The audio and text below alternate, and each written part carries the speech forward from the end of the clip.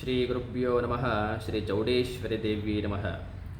ನಮ್ಮ YouTube channel ವೀಕ್ಷಕರಿಗೆ ನಮಸ್ಕಾರಗಳು. ನಮ್ಮ ಯೂಟ್ಯೂಬ್ ಚಾನಲ್ನ ಸಬ್ಸ್ಕ್ರೈಬ್ ಮಾಡಿ, ಶೇರ್ ಮಾಡಿ, ಲೈಕ್ ಮಾಡಿ, ಕಮೆಂಟ್ ಮಾಡಿ ಮತ್ತು ಬೆಲ್ಲೈಕನ್ನ ಕ್ಲಿಕ್ ಮಾಡಿ. ಇದರಿಂದ ನಾವು ಹಾಕಿದ ವೀಡಿಯೋಗಳು ನಿಮಗೆ ತಕ್ಷಣ ನೋಟಿಫಿಕೇಷನ್ ಬರುತ್ತೆ. ಆವಾಗ ವೀಡಿಯೋಗಳನ್ನ ನೀವು ನೋಡ್ಬೋದು. ಮತ್ತು ಇವತ್ತಿನ ವಿಷಯ ಏನಪ್ಪ ಅಂತಂತ ಹೇಳಿದರೆ, ವಿವಾಹ ವಿಳಂಬ ಆಗ್ತಿರೋರಿಗೆ ತುಂಬ ಅನುಕೂಲ ಆಗುತ್ತೆ. ಕೇಳ್ಕೊಳ್ಳಿ. ಮದುವೆ ಅಡೆತಡೆಗಳಿಗೆ, ಸಮಸ್ಯೆಗಳಿಗೆ ಪರಿಹಾರವನ್ನು ಹೇಳ್ತಾ ಹೋಗ್ತೀನಿ. ಹೆಣ್ಮಕ್ಳು ಏನು ಮಾಡಬೇಕಪ್ಪ ಅಂತಂತ ಹೇಳಿದರೆ, ಕುಜ ಶಾಂತಿಯನ್ನು ಮಾಡಿಸ್ಕೋಬೇಕಾಗತ್ತೆ. ಮತ್ತು ಓಂ ಕ್ರಾಂ ಕ್ರೀಂ ಕ್ರೌಂ ಸಹ ಮಂಗಳಾಯ ನಮಃ ಈ ಮಂತ್ರವನ್ನು ನಿತ್ಯ 108 ಬಾರಿ ಜಪ ಮಾಡಬೇಕಾಗತ್ತೆ.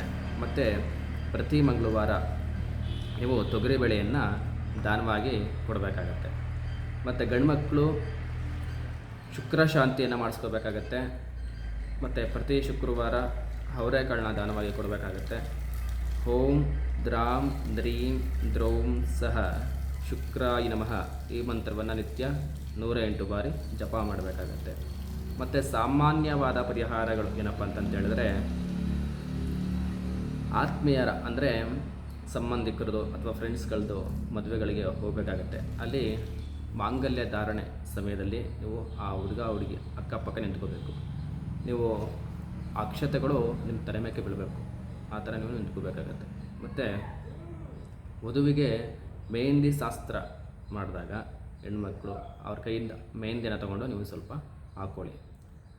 ಮತ್ತು ಹೆಣ್ಮಕ್ಳು ಪ್ರತಿ ಗುರುವಾರ ಬಾಳೆ ಗಿಡಕ್ಕೆ ಹೋಗಿ ಪೂಜೆ ಮಾಡಿ ಅದಕ್ಕೆ ನೀರು ಹಾಕಿ, ಆದರೂ ಬಾಳೆ ಗಿಡದ ಬೇರನ್ನು ತಂದು ತಾಯ್ತ ಮಾಡಿಸಿ ಹಾಕ್ಕೊಳ್ಬೇಕಾಗತ್ತೆ.